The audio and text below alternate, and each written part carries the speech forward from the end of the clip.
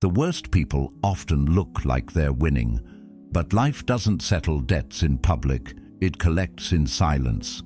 Stoics don't chase revenge, they observe. Because while you're healing in peace, karma is already working and it never misses. And I know, watching someone hurt you, walk away, and then seemingly thrive without consequence, it cuts deep. They smile like nothing happened. They glow up on social media. They tell a version of the story where they're the victim and you're just a phase they grew out of. But deep down, something inside you knows the truth didn't disappear, it just went quiet. That's the thing about life. It doesn't always scream justice from the rooftops. Sometimes it works behind the scenes, in subtle losses, in slow realizations, in the kind of pain that looks like peace to everyone else. Stoic wisdom teaches us not to chase validation or revenge, but to trust in the nature of things, to let the truth do what truth always does, surface. This video is going to break it all down for you, not with bitterness, but with clarity. 5 signs that karma is already doing its job, silently, perfectly. And by the end of this, you won't be asking, why do they get to be happy? Instead, you'll be anchored in a deeper strength, the kind Marcus Aurelius wrote about when he said, "The best revenge is to be unlike him who performed the injury." And hey, if you appreciate content that doesn't just talk about the pain, but helps you rise from it with wisdom and strength, then all I ask is one simple, free favor. Hit that subscribe button. That's how you let the algorithm know you're here for growth, not gossip, for power, not pity. Sign 1. The fake glow-up. Sometimes the loudest people are the ones who are hurting the most. They just wrap it up in filters, hashtags, and inspirational captions. You've seen it. Their feed is a curated gallery of sunsets, smoothies, new love interests, and glowing skin under perfect lighting. They call it a glow-up. They call it healing. They call it moving on. But something about it feels hollow, like they're not actually at peace, they're just performing peace. That's because real peace doesn't ask for applause. It doesn't need to be captured in a story or captioned in bold white text over a beach background. Real peace is internal. It's quiet. It doesn't ask for attention because it doesn't need it. As the Stoics understood well, the person who is truly content is not the one who tries to show the world they're winning, but the one who no longer needs the world's approval. Marcus Aurelius said, "It is not the man who has too little, but the man who craves more, who is poor." And craving validation through likes, stories, and empty affirmations is just another kind of poverty. Now the same person who ghosted you, blamed you, or betrayed your trust is out here broadcasting their healed lifestyle like it's a commercial. They want you to see it, not just the world, you. They want you to believe they've leveled up without you. But here's the part they won't admit. If they were truly happy, they wouldn't need your attention. They wouldn't need to wave it in your face. Carl Jung said, "Shame is a soul-eating emotion." And most people who hurt others carry a silent shame, whether they acknowledge it or not. The louder they post, the more they're trying to drown it out. But shame doesn't go away just because you hashtag healing.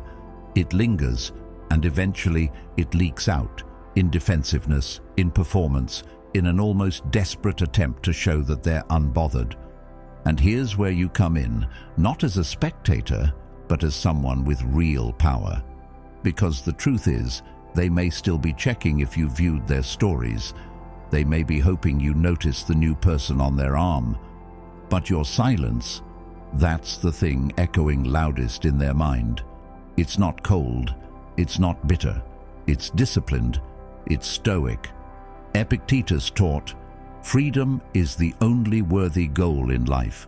It is won by disregarding things that lie beyond our control." You're not playing their game anymore. You've moved into a new space, one where your peace doesn't rely on their chaos. Their glow-up isn't about growth. It's about guilt. It's about hiding. It's about convincing themselves they're not the villain in their own story. And while they're busy editing their life into a highlight reel, you're doing something far more meaningful. You're healing for real. You're building inner peace without needing to prove it. You're showing up for yourself, not the feed. Socrates believed that the unexamined life isn't worth living. And what they're doing right now? That's the unexamined life on full display. Everything curated, nothing authentic. And when the likes fade, when the attention wears off, they're still left with themselves. That's the part they can't escape. You, on the other hand, are practicing stillness. Not because you're weak, but because you're strong enough not to react. That's what makes silence so powerful. It forces the other person to sit with their story without your input. And that absence? It speaks louder than any message you could ever send. So don't let their performance distract you.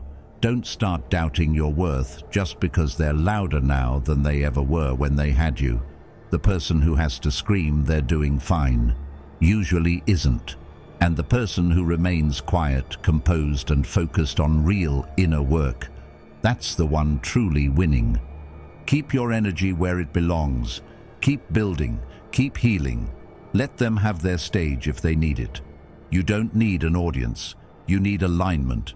You don't need performance. You need peace. And that peace, it doesn't post every day, but it lasts. Sign 2. Quiet losses. They can't explain. Not all consequences crash down with thunder. Some of them arrive like whispers, barely noticeable at first. A message left unread. An opportunity that doesn't call back. A growing distance in a perfect new relationship that once felt like a fresh start, but now just feels flat. On the outside, it all seems fine. Life keeps moving, they keep posting. But underneath the surface, something's shifting, and they can't explain why. But you can. Because when someone mistreats a pure heart, when they take for granted someone who showed up with no masks, no games, and no hidden agenda, the universe doesn't always respond with rage. It responds with subtraction. Slowly and with precision, life starts to remove what no longer fits truth. It clears out the things they once held without care. Connection, trust, emotional safety. It doesn't destroy their world. It just takes away the parts that were real, including you. Carl Jung once said, "What you resist not only persists, but will grow in size."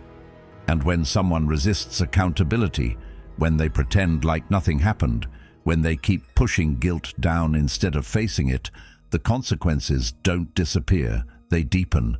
They show up in patterns, in isolation, in shallow relationships that don't nourish, in friendships that fade for reasons they can't quite put their finger on. At first, they don't notice. They chalk it up to stress, to timing, to bad luck. But the pattern continues. A friend stops reaching out. A new partner starts pulling away. Things that once felt effortless now take work. A lot of it. And still, nothing feels as rich, as genuine, as alive as it did when they had your energy in their life. Because you didn't just bring company, you brought comfort. You didn't just share your time, you shared your emotional safety. You were the place they could be vulnerable without fear. And now, gone. They thought kindness meant you'd always be available, that because you forgave easily, you wouldn't leave. But kindness isn't naivety, it's strength restrained. Stoicism teaches that we don't control others, only ourselves. And when someone repeatedly shows they can't handle your presence with care, walking away becomes an act of self-respect, not bitterness. Marcus Aurelius wrote, "If it is not right, do not do it. If it is not true, do not say it." The universe works by the same code. When someone operates outside of integrity, their world starts to reflect it. Not immediately, but gradually. And that's what's happening now. They're losing small things, subtle things, but each one leaves a mark. The text that's never answered, the call that doesn't come, the relationship that feels more like pretending than partnership, the glow that fades faster and faster. And the more they try to fill those gaps with noise, more people, more plans, more distractions, the more the emptiness grows. Because deep down they know they lost something they didn't know how to hold. And no matter how much they try to replace it, nothing matches the depth you brought. Not because you were perfect, but because you were present. You were real. And that kind of energy can't be faked, forced, or forgotten. Aristotle once said, "The energy of the mind is the essence of life." And when someone misuses that energy, wasting it on manipulation, dishonesty, or ego, life eventually responds by filtering out the things that no longer align. That includes relationships, opportunities, support, even their sense of self. So while they may still be smiling online, something inside is starting to feel disconnected. Their wins don't feel like wins. Their circles feel smaller. The laughter feels thinner. That's not bad luck. That's balance. That's karma. Not as chaos, but as quiet correction. And here's your role in all of this. Nothing. You don't need to interfere. You don't need to expose them. You don't need to prove your worth. Stoic philosophy reminds us that dignity lives in restraint. Peace lives in letting go. Let life do what life does. Because in the end, truth doesn't need an audience. It just needs time. And time always tells. Sign 3. You live in their mind, rent-free. It's wild how someone can pretend they've moved on while their every post still screams your name without ever saying it. No direct mentions, no tags, just vague quotes, passive-aggressive captions, and poetic jabs wrapped in self-help language. They say things like, "Some people don't deserve my energy," or "healing from fake love," like it's a TED talk, when really it's a confession. And if you've ever read a caption and thought, "Wait, is that about me?" It probably is. That's the giveaway. That's how you know. Because people who are truly at peace don't speak in riddles. They don't leave breadcrumbs. They don't build entire posts around the person they claim no longer matters. Carl Jung once said, "Until you make the unconscious conscious, it will direct your life and you will call it fate." And that's what's happening here. They're not over you. They're just trying to perform like they are, hoping the world buys it, and maybe even hoping you buy it too. But here's the part they'll never admit. They're still caught in it, in the guilt, in the regret, in the story they can't rewrite, no matter how many cryptic quotes they post. They didn't move on. They just changed the tone of their storytelling. It's still about you, only now it's dressed in self-righteous language and fake enlightenment. You're not engaging, you're not reacting, and that's what rattles them the most. Because when you don't give someone access to your energy, especially someone who once thrived off your emotional response, they're left arguing with the echo of their own actions, and that silence, it forces them to sit in their own mess. Marcus Aurelius taught, "The best revenge is to be unlike him who performed the injury." That means you don't need to correct their version. You don't need to defend yourself in subtweets or Instagram stories. You just keep living, keep healing, keep evolving. Your growth is your response. Your peace is your proof. And the absence of your voice in their drama is what makes the truth louder. When someone posts about fake love, what they're really doing is confessing to a lack of emotional clarity. When they rant about betrayal, what they're often doing is projecting the betrayal they handed out. Stoicism reminds us to master ourselves, not to police the world. So while they're still spinning in the storm of their own creation, your calm is unsettling because it means you're not attached to their chaos anymore. Socrates once said, "Strong minds discuss ideas, average minds discuss events, weak minds discuss people."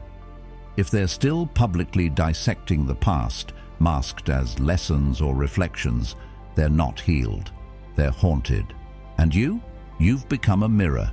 Every time you don't respond, you reflect back their own guilt. Every time you choose silence over reaction, it makes their noise feel even louder and more desperate. So let them talk around you.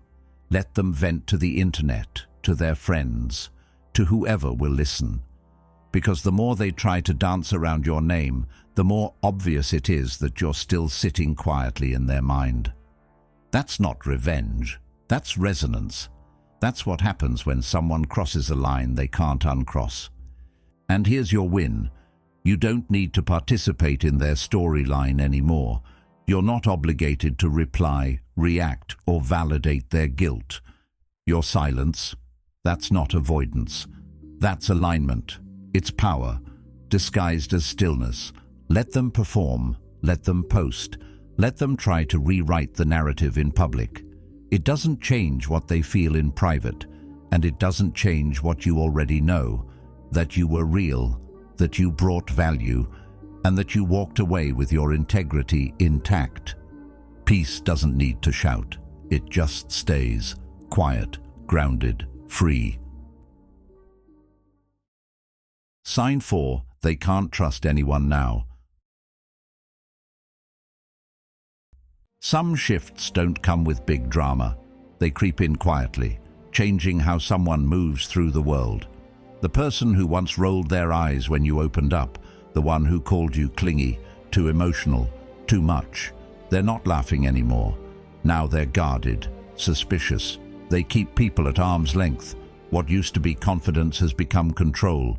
What used to be charm is now caution, because something inside them broke, and it wasn't you. It was the part of themselves that used to believe in connection. They say they're just more careful now, that they're protecting their energy. But look closer. What they're really doing is avoiding intimacy. Because intimacy requires honesty, and honesty requires a clear conscience. Carl Jung once said, "People will do anything, no matter how absurd, to avoid facing their own soul." And that's exactly what this is, an elaborate escape from accountability. They're not healing, they're hiding. At first it looked like freedom, cutting ties, acting unbothered, rebranding themselves as someone who just doesn't do drama. But slowly their circle shrank, trust faded, love became dangerous, not because the world suddenly changed, but because they did. They can't open up without fear. They can't love without scanning for threats. Because when you betray someone real, someone who offered you safety and saw you without judgment, a part of you starts to believe that no one else will either. That's karma's quietest move, not chaos, but suspicion, not punishment, but paranoia.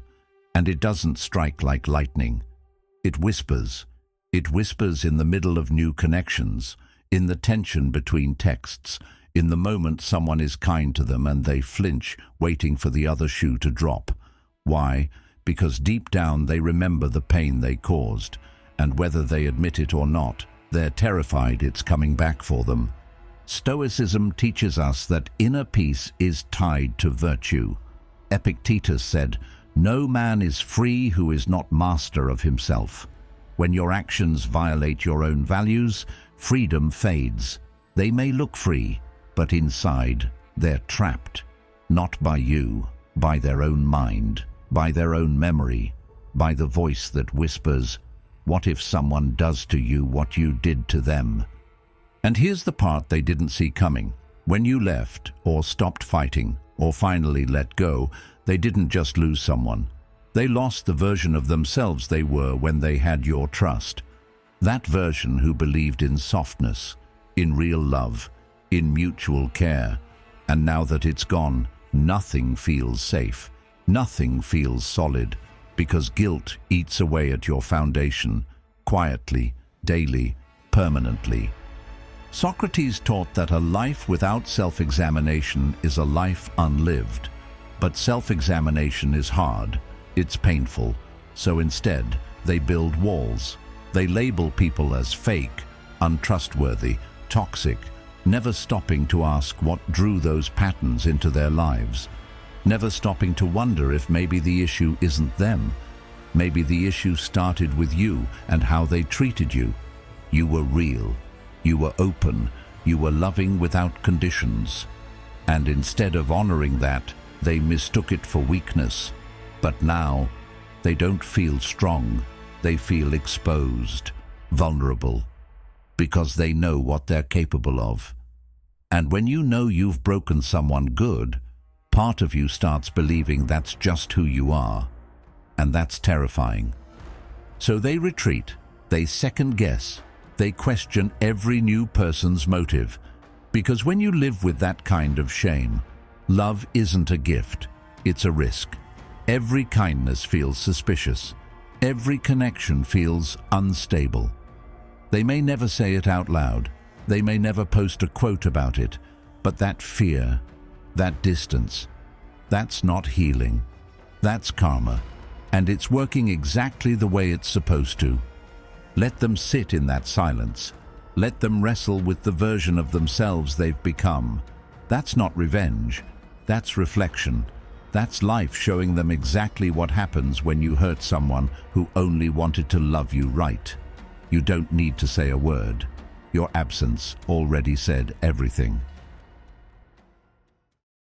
Sign 5. Life sends them their own reflection. There's a different kind of pain that hits when the tables quietly turn.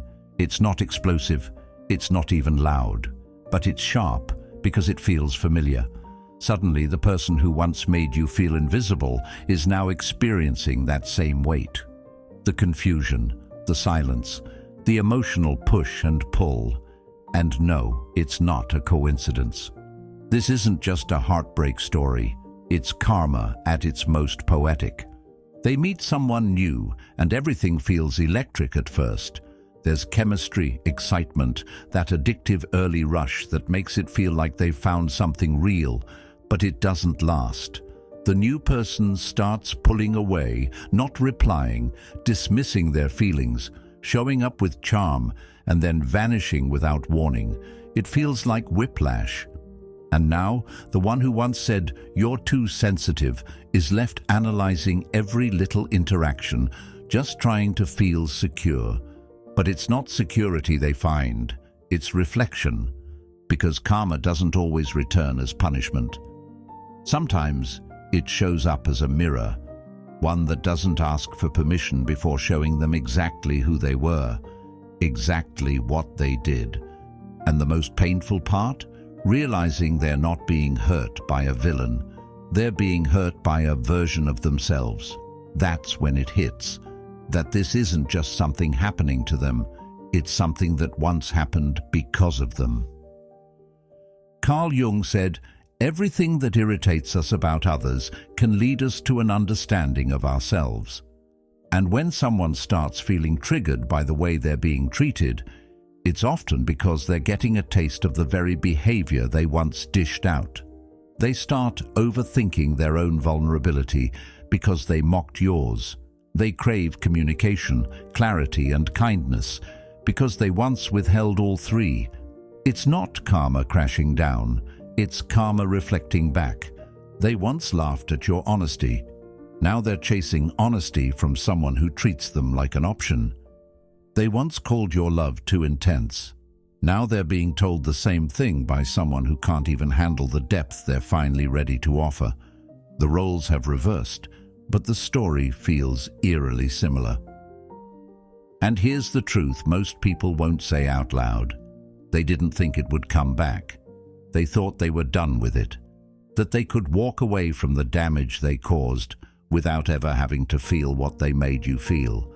But life has its own sense of balance, and while it may not operate on your timeline, it never forgets.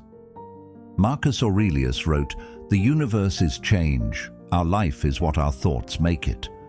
When you live from a place of ego, when you harm people and call it strength, the universe eventually shows you what that really looks like from the other side. And the lesson doesn't arrive to destroy them, it arrives to teach. But learning only happens if they're willing to face it. Now they find themselves begging for consistency, waiting for the text that never comes, pouring into someone who gives nothing back.